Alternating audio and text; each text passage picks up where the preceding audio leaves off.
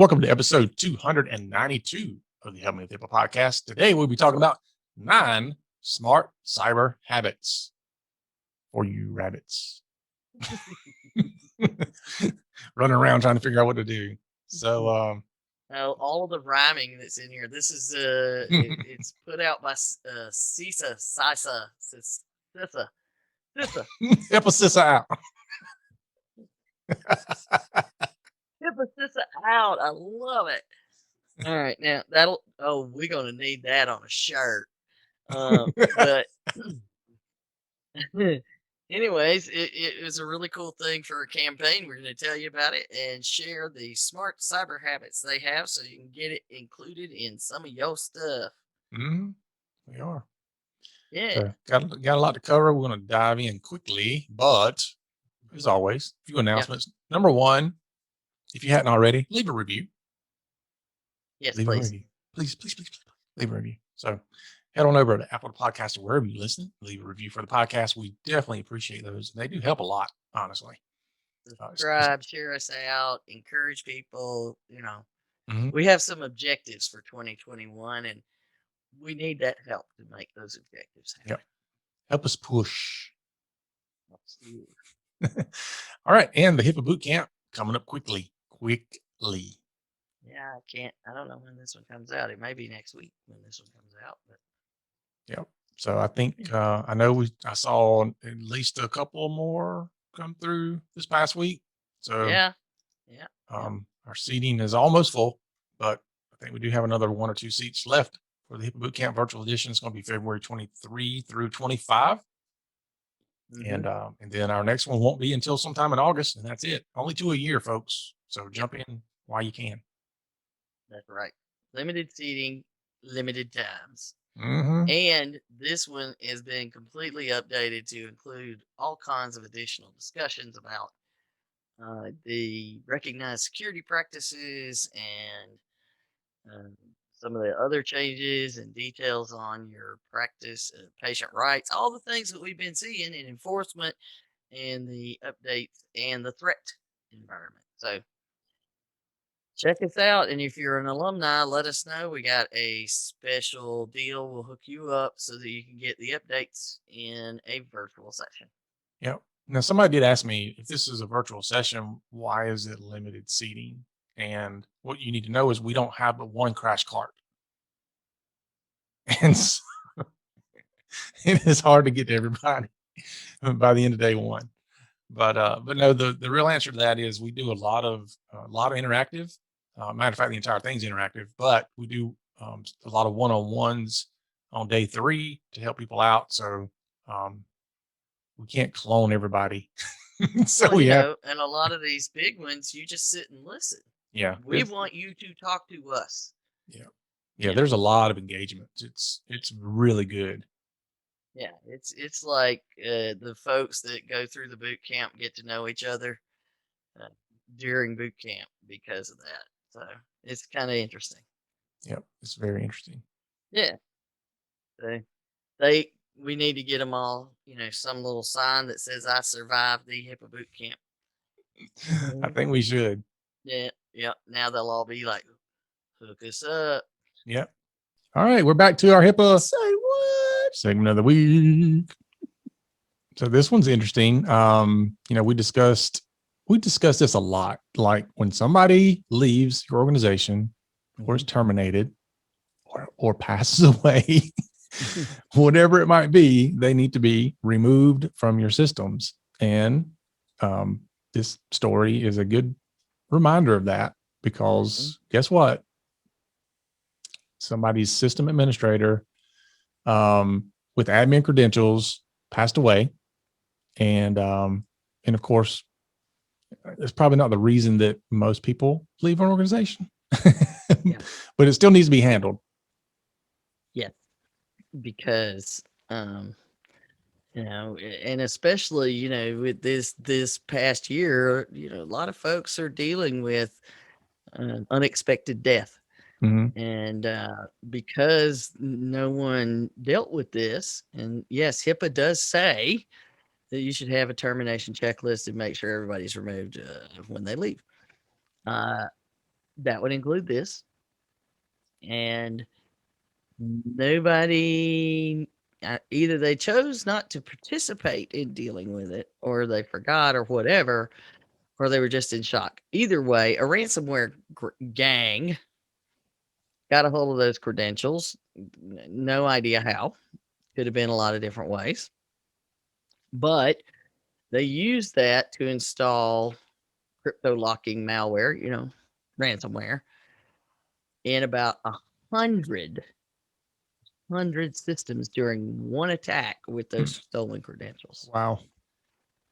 Yeah. So this particular group targets the unpatched, the unsecured remote access. Mhm. And we talk often about that is an absolute essential security. You have got to lock that thing down. This happened to be one that attacks the Citrix remote access issues, not the Microsoft.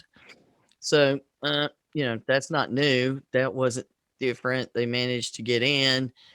And the thing that really caught the eye of the researchers who found it, the activity by the attackers using this, the person had died 3 months before. So it's not like it just happened 3 months earlier, which is way too long to leave. 2 weeks is way too long. 1 day may be way too long in some cases. Mhm. And I can assure you, I know of cases where, you leave one system and they will find a way to hurt you bad within 24 hours if they're that kind of employee. This one thankfully did not come back from death to do it. The gang did it.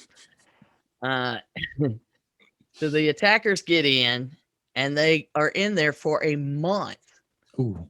Stealing credentials of other accounts, exfiltrating. I know we like to say that. Mhm. Hundreds of gigabytes of data. And then finally drop the ransomware, encrypt everything, and out they go. Mhm. And they were mostly doing it at night during, the month. So, and while they were in there, they created new users Yeah. and Why wouldn't added them you? to the AD, and no one noticed. No one noticed a thing Yeah. until the damage was done. Yeah. And of course, the log files show who's logging in and logging out. Mhm. So, we talk about this all the time, that even if you have things that are telling you something's wrong, if nobody's looking at it, Yeah. If it you're does not no looking, good. trouble's a cooking. Yeah. We And, got to have all our rhymes in this one. You'll know why in a minute. Absolutely. But, there are tools out there to help with this, but you definitely need to pay attention to these things. Who's Yeah. logging in? When are they logging in? I mean, if you've got people that all of a sudden they're logging in outside of normal business hours and things like that, you need to look into that kind of stuff. Yeah. Well, and well, anyway. So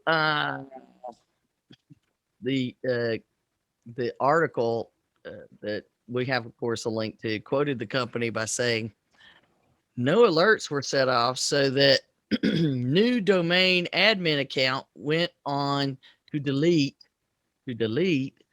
about 150 virtual servers. And then they used Microsoft BitLocker to encrypt the server backups. Ouch. Yeah, that's it.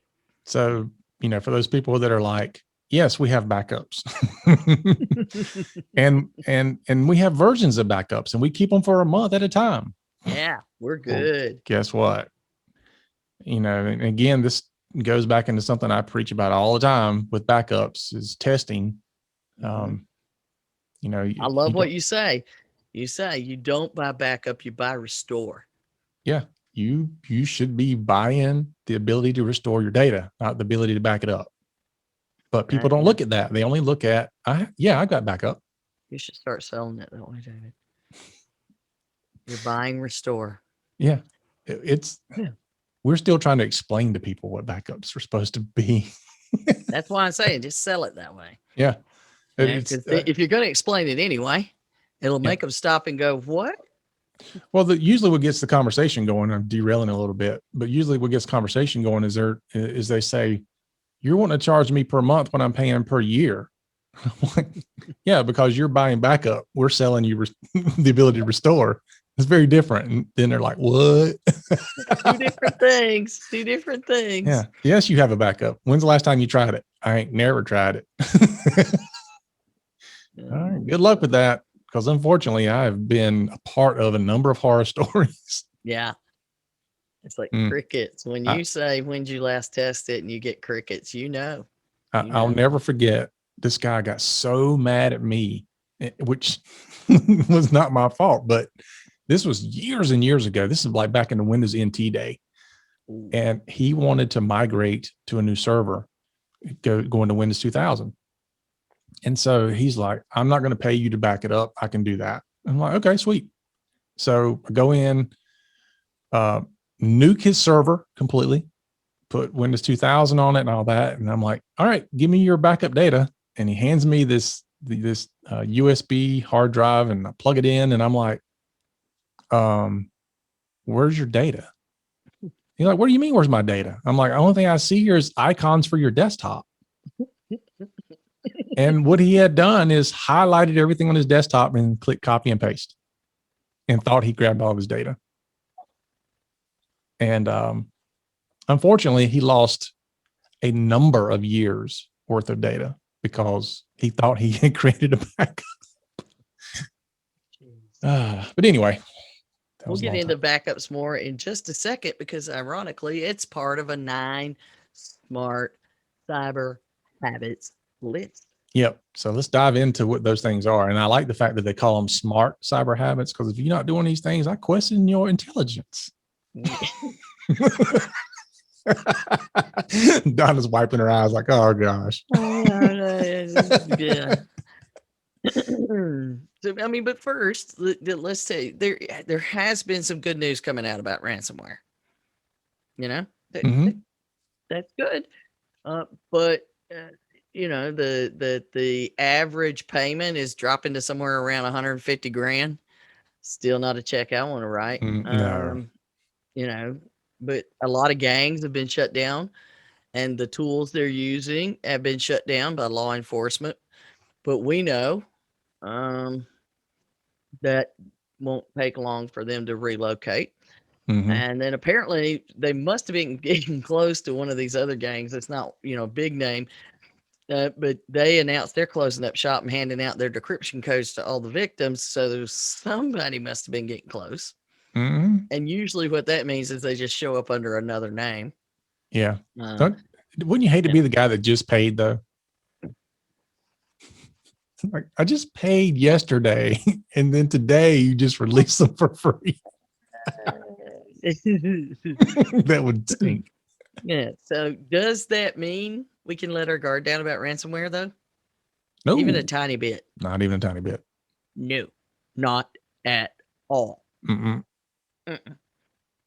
Remember, there is a reason they confidently put ransomware as one of the top 5 threats in the 405D HIPAA guides. It's not something you should ever let your guard down on. And I think a lot of the problems that we had is 2018. There was this period of time in 2018 where all the crypto jacking was going on, where they were worried about generating the coins and all that kind of stuff to make money. And then they realized they weren't really making as much money on that. And 2019, they came back with a vengeance on ransomware. So when law enforcement or a distraction gets them to turn away, they always seem to come back to this. So even if it gets better for a bit, it just means you got more time to make sure you're locking it down. And you should always assume you will be hit. I still do. I'm constantly worried that I'm going to get hit with ransomware. Yeah. I don't know. I don't know if I'm more worried about it or I'm more worried about for my clients. Probably. I don't know. I don't want to do either one. But I know. I worry about it with my clients because they got way more people clicking. But I don't want any part of it, no matter what. And so that's why the cyber security, infrastructure security. I don't remember what all it is now. CISA. CISA, CISA, CISA, CISA. That's what they're using now. Is CISA. Anyway, they're the cybersecurity folks in part of Department of Homeland Security, and they're trying really hard. That they're started, and it started at the end of January, and it's running through the end of May. A ransomware awareness campaign, which is nice because every week they're rolling out something new. Mm-hmm. And you can go and get their toolkit and share stuff on social media. We always encourage folks to use these kinds of campaigns for your, risk management awareness, a human risk management, also known as, security awareness training. But it's great, and it's just there. You go get it. It gives you the thing to share, and you share it internally. You share it on social media, whatever your target is. Yeah. I mean, people And always it's good. complain that like, I don't have the time. I don't have the resources to create this stuff or whatever. It's already there. Yeah. And that's that. I mean, we're giving you this free training to tell you to go get more free stuff to train people. So, Yeah. And yet know, people still talk about, I can't afford security Yeah. awareness training. so yeah, you should go do this because it's not going to get cheaper. No, but we do offer a double your money back guarantee.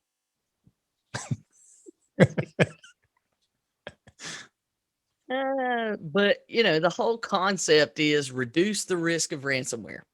Mhm. And it's across the board, everybody, both individuals and organizations. There's some aimed at everybody, very much the way that National Cybersecurity Awareness Month works. And they just want to spread the word, share out the information. So we are going to take that opportunity to spread the word. Yep, absolutely. So All right. all that stuff will be on the website, all the links, those kind of things. Go get them. But we're going to review the smart cyber habits section, take you through those because we think it's really interesting and you can use why we want you to use them in some manner. Mm-hmm. Mostly so we can say them. Yeah. Well, I like how, you always have to try to come up with something catchy, and sometimes you can, other times you're like, I just can't figure out anything. Yeah. So we'll start at the top. So number one, and I don't think these in order of importance, but No. number one, keep calm and patch on. So you see the whole keep calm memes, they still float around all the time, but yeah, keep calm, patch on. We talk about patching a lot. Absolutely essential. It's a preventative maintenance measure. And the other thing too is people think about patching. You're like, yes, we're patching Windows or we're patching this other third-party software, but we're also talking about patching hardware, IoT devices, all these other things that need patching that people often forget about. Yeah, just because you call it hardware doesn't mean there's not software on it. Mm-hmm. There's firmware and all kinds of things. So patching keeps the machines is the key word there. Yeah. And don't forget too, a lot of these practices have camera systems in them. Their security systems, whatever, but businesses have that. And if you don't keep those up to date and they're on your network. Yeah, they have firmware. If you've got these smart speakers, oh gosh, please don't. But if you have those are, anything nowadays, even some of your light switches have firmware. Things that you plug your outlets into have firmware. If you got the smart plugs, you must protect it. There you go. That is true. So be thinking about those things. And also, unfortunately, employees are bad about bringing in stuff too. So keep an eye out for the network. Yeah. Keep an eye out for that. One big issue that we often see is they're bringing in their device whatever device it is, and they're connecting it to the network. Mhm. I mean, I've even seen people bring in their personal laptop and plug it into the network. You're like, oh gosh. Mhm. So keep an eye out for stuff like that. Yep. All right, number 2, backing up is your best bet. That's right. And we're not talking about that. We're not talking about social distancing for your data. Back up. Back away. And step away. They make a point of saying it is critical to set up offline encrypted backups and, David's favorite part, regularly test your backups. Yeah. I actually had an IT director send a thing demanding to know why we say you need to test your backups. Seriously? Mm-hmm. That's what I said. And so, but I created a write-up that said politely things that I was thinking, that if you read between the lines, but it included, here you go. You don't pay for backup, you pay for restore. And I almost wanted to go back and say, show me a place that it says that's not a bad idea, that you shouldn't do it, but anyway. Well, it's the assumption principle, right? Yeah. You assume because you back it up that you can recover it. Yeah. That is not the case. We know about assume, don't we? Yeah. There are many, many times backups will not recover for various reasons, which is one reason why people have multiple backups and versions and everything else, because they know there's a likelihood that the backup won't recover. So anyway, it brings us to number 3, suspect deceit. No, I guess that's a question mark there. Hold on.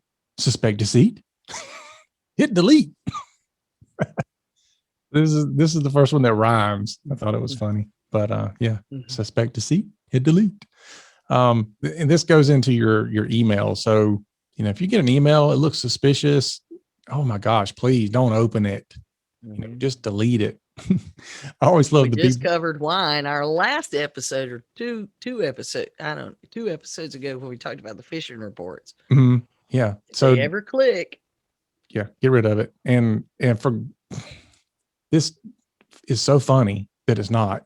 But when you have something that's suspicious like that, don't send it to somebody else and say, what do you think about this? Because then they might click on it and infect the network anyway. I know, right? If you're in an environment where you can have somebody come over and look at it, then have them come look at it, or log into your machine and remotely look at it. Just don't let your IT people click on the link for you to test it, as has happened. But yeah, we get that oftentimes. A client will email it to us, like, I think this is ransomware, and they email it to us. I'm like, stop emailing me your ransomware. But anyway, yes, be super careful and delete it. And don't be scared. I don't know why we have to say this. Don't be scared to pick up the phone and call the person who sent it to you and say, is this from you? Is this legit? Yeah, because you could be fixing problems in many ways. Yeah, absolutely. All right. Number 4, always authenticate. Yeah. And they're talking about using multi-factor authentication, MFA, 2FA, whatever you want to call it. A strong password and another, the something something you have, that kind of stuff. And, using things like we always talk about, we both use LastPass. So we've got LastPass that creates a password that we don't even know what it is for all the sites that we log into, all the places we log in. And we have a strong password to log into LastPass with multi-factor authentication. And then we have the password it creates to go to sites and apps. And some of them, I don't know their password, and they have a second factor of authentication that we still do with them. So if it's a password that's 20 characters long and I don't even know what it is, yet I still need 2-factor authentication or multi-factor authentication on it. So you can't, anything that has important information, you should have multi-factor authentication. Absolutely. I'd say whatever you're doing, if it offers MFA, then just use it. Just get in the habit of using it. And it's the example of the ATM. People are afraid of it, but you got to think of it as the ATM. I could know my password, but without my card, I couldn't get any money. Mm-hmm. I have to have two things. So there you go. All right. Number 5, prepare and practice your plan. PPP. So this is something we preach all the time. You have to have an incident response plan, and the incident response plan should be more than I'm going to call Donna. I love that because it happens so often. I'll say, what's your incident response plan? We're going to call you. No, that's part of your incident response plan. That is not your incident response plan. Yeah, that's not it. Yeah. So make sure you create it, maintain it. So every time you go through that incident response plan and you do a tabletop exercise or whatever, you should be going back and reevaluating what worked, what didn't work. What did we find that we need to change in our plan? Yeah, it always, even if you have a test, and you should be doing that now based on what happened in 2020. Let's evaluate, always evaluate what we can do better, what worked, what didn't work. And if we make changes, we should reevaluate. Yeah. I always love when somebody says we need to go from doing this to working from home. I'm like, great. What is your policy on that? So we can follow it for you. And they're like, don't have one. You probably should. Yeah. That's what we did. We were working with somebody to build their policies and procedures, and all of a sudden they were hiring people that needed to have work at home. So they asked us, and we're like, well, let's go to your policy that you haven't built yet, but we'll move it up in the line. Get it done. Mm-hmm. That brings us to number 6. Another rhyme. Your data will be fine if it's stored on offline. Yeah. So this is, again, we're talking about backups here. So I don't know about you, but in my world, when something gets mentioned more than once, that means you need to pay special attention. So yeah, don't play around with it. Yeah. And what they're talking about here, storing offline in this world of cloud everything. One, people misunderstand that cloud data oftentimes is not being backed up by itself. So you're using, Google, or you're using Microsoft, and you're putting stuff on there and you're like, oh yeah, my stuff's in the cloud. It's automatically being backed up by Google and Microsoft. I'm good to go. And I'm like, no, that is not how that works. It's not being backed up. Now, there are some abilities, like, for example, you deleted a file and you can go back and instantly recover that, but that's not what we're talking about. We're talking about things where files are corrupted, or they get deleted months ago, or somebody maliciously goes in and permanently deletes things, or maybe you had a person that left and you removed them from the system, and then you figured out 3 weeks later that you shouldn't have removed them because they had data you needed. All those types of things. So you need to make sure that you have that data backed up.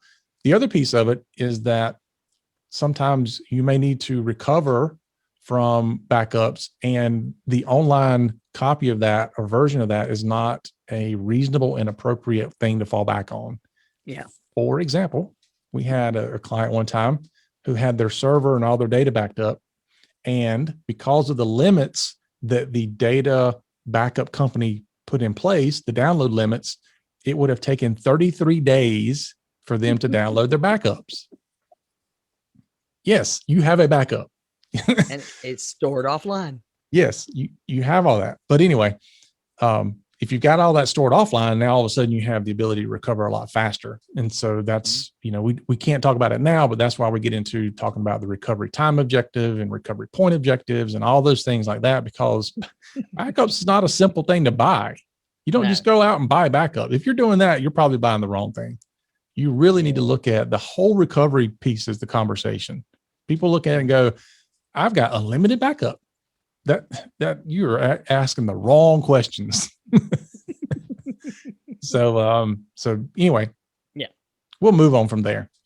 Backups asking the wrong question. Backups are important. All right. Number 7, secure your server message block, SMB.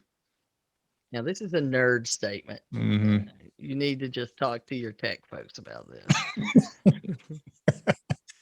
Yeah, that's true. Yeah. But yes, there it are even SMB. says that they recommend all IT professionals disable their SMB protocols to prevent ransomware and other malware. Wow. Yeah. So there you go. It's the worm. It's the worm. And not the one from the 80s. I know. It's the fertile ground that allows the worms to move around. There you go. There you go. Yeah. All right. So that's your good fishing ground right there. Yeah. Get you worms. So call your IT people, say whatever this SMB thing is, we need to turn it off. Yeah. I want you to do that. Yeah. All right. Number 8, paying ransom doesn't pay off. Yeah. And we talked about this with John. There are times where people have to pay. Mm-hmm. But that shouldn't be your first choice. No. And everybody that talks about ransomware talks about, try not to pay them, paying probably puts you on the hit list of good customers. It's certainly funding the cyber criminal element that's out there. And there's no guarantee that you'll get your data back or that anything will happen. You may pay and then they can come back and say, I know we said $100,000, but well, $100,000 got you to the first set of your data. Yeah. Now we need another 50,000 to get to the second set of data because we know that's the average payment. Yeah, but we do know they are honest people because they say so. It's in their business to be able to decrypt, So yeah, but it the objective is not. I think that a lot of times too, they know if people pay, it's because they have to, or they don't have a plan, which means I know I can hit them again. Mm-hmm. Well, we've seen this a number of times where the ransomware can't even be encrypted. It's not possible to decrypt it. I said encrypted. It's not possible to decrypt it. It's written so poorly that it's not going to be decrypted. And yet they're still telling you, if you pay us, you can be decrypted. So, or their encryption routines. So they write these things, and the encryption routines do mess up software. That word I hate to hear anytime is it has a glitch. For some reason, the word glitch makes my skin crawl. I hate it. A glitch in the system. No. Yeah. Glitch in the matrix. And this brings us to number 9, which is ransomware rebuild and recovery recommendations. Boy, say that fast. Yeah, they didn't get the rhyme in there, that's for sure. Yeah, so that's when we're talking about identifying the systems and the accounts involved in the initial data breach, and then conduct an examination of existing detection and prevention systems, and then make sure that stuff can be clean and rebuilt, and issue out new passwords and all that stuff. So what are you going to do if ransomware happens to rebuild and recover? Again, talking about what? An incident response plan. Yeah. And it should include not just, a lot of people, well, my incident response plan and my disaster recovery plan and my business continuity plan are all the same. Call David and have him restore. Yeah. That's it. Yeah. So this list of 9 is twice in the list of 9 smart cyber habits. Twice it mentions backup or business continuity, and twice it mentions instant response planning. Yes. Just identifying that for you guys. I'm not saying, I'm just saying. Yeah. He's saying. Just saying, if it's mentioned twice in a short list of 9, probably important. All right. So this rolls on to our next little segment that you found that popped into our lap just before we pressed the record today. Hot off the presses. Take it away. The National Cyber Investigative Joint Task Force, or the acronym NCIJTF. Yeah.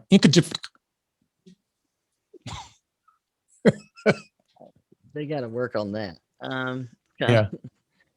405D is better than that.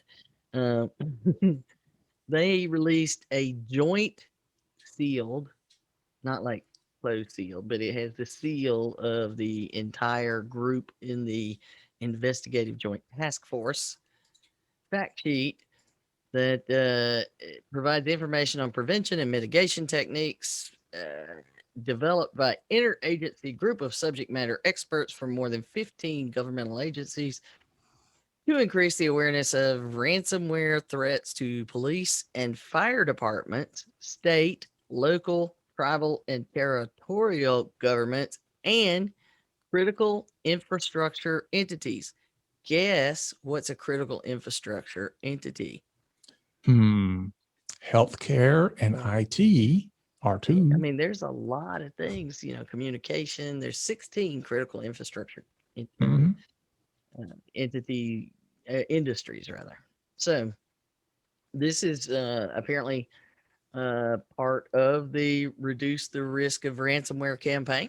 They included this, and CISA encourages users and administrators to review the fact sheet along with the ransomware webpage that for the campaign for additional resources.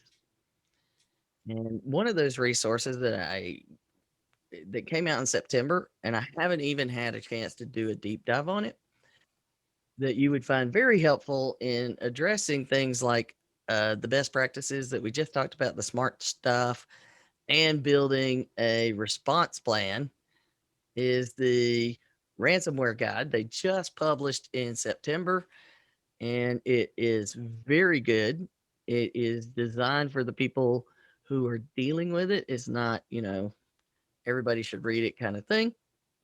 It's got some great stuff in it to make sure your plan addresses everything. I highly recommend you read it. And I love the motto or tagline that they have at the end of the guide: defend today, secure tomorrow. I do like that. So, but the fact sheet that they sent out, it's got some good stuff in it, and it has the 5 recommendations: back up your data, system images, and configurations, test your backup, and keep the backups offline. They merged all that into one. Guess what else? Utilize multi-factor authentication. Update and patch your systems. Make sure your security solutions are up to date. Patch, I guess. I don't know. That's a little different than the 9 on the other one. And review and exercise your incident response plan. There's a theme here. Oh yeah, I'm seeing some things that sound the same. Yeah. Well, what I like about it is they don't come out and say, here's the 400 things you need to do. I know, it's pretty straightforward. I know. And I think what we're seeing overall, when we start looking at 405D and some of these other things, we're starting to see people come down and they're going, okay, let's take 5 things. The podcast was talking about 9 cyber smart things. I mean, we're getting the 10 and less. Look, let's just get down to just some really, really small list of things to get done. Because if you can do these 5 things or these 9 things or whatever, right, that's going to take 80% of your risk out, 90% of your risk out. Who knows? That's going to make sure you're running faster than the other person running from the bear, from the cyber bear. Yeah. I mean, honestly, it gets down to it. If you just do these 5 things, you're going to be so much better off. And it's amazing. And it's refreshing, because when you look at something like the cybersecurity framework or the CIS-20 and things like that, those are fantastic frameworks, but they are overwhelming to look at. Yeah. And so these things are, much better. When you walk in the door and you're like, here's the 5 things we need to get done. And they're like, oh, okay. Versus here's my 400 that's why page. that's why we're recommending HIPAA. Oh yeah, Okay. absolutely. So just a look at this joint task force thing. It's really interesting to see the investigative joint task force. Mm-hmm. So there's some that you would expect to be part of that task force, and then others I found very interesting. Such as. But so of course, there's the Cybersecurity and Infrastructure Security Agency, CISA, U.S. Mm-hmm. Department of Homeland Security, the Director of National Intelligence, Department of Energy, Department of Justice, the United States. I think it's the Marshal Service. I'm trying to make sure I get them all here. You got to zoom in because Yeah, it's you're looking at the seals. yeah, they're little. And yeah, I think it's the Marshal Service with the star. I think that's their insignia. And then, of course, the things that I found, like, really now, you've got the Department of the Treasury. Okay. Secret Service, those guys. Department of Treasury, that makes sense. Department of Education. So the star is actually the Secret Service. Is it now? Yep. Good. So I was close. The Treasury and the Secret Service. Oh, yeah. Yeah, there you go. And then Department of Health and Human Services Mm-hmm. and Department of Veterans Affairs. Veterans Affairs, huh? So we got education, health and human services. So when you see the National Cyber Investigative Joint Task Force, that includes healthcare. Mm-hmm. As I mentioned, it's part of the critical infrastructure. And I think in 2020, we learned that better than ever before. Yep. So there's tons of information out there. Ransomware's not going away. Put it in your plans to use some of these tools. Absolutely. Because if you don't, if you fail to plan, you plan to fail. What I heard. Don't call me until you've done these things. that's what you should do. Yeah. All right, folks, that is our show for the week. Remember to join us next week as we have another exciting episode. Until then, remember that HIPAA is not about compliance. It's about patient care.